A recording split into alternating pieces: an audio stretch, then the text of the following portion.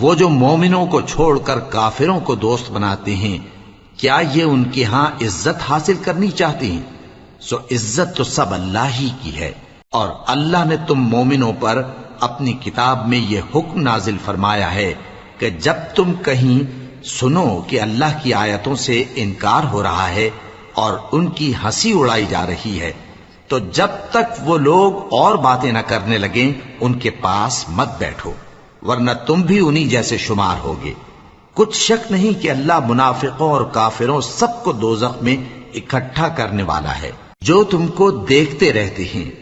پھر اگر اللہ کی طرف سے تم کو فتح ملے تو کہتے ہیں کیا ہم تمہارے ساتھ نہ تھے، اور اگر کافروں کو فتح نصیب ہو تو ان سے کہتے ہیں کہ کیا ہم تم پر غالب نہیں تھے اور تم کو مسلمانوں کے ہاتھ سے بچایا نہیں۔ اب اللہ تم سب میں قیامت کے دن فیصلہ کر دے گا۔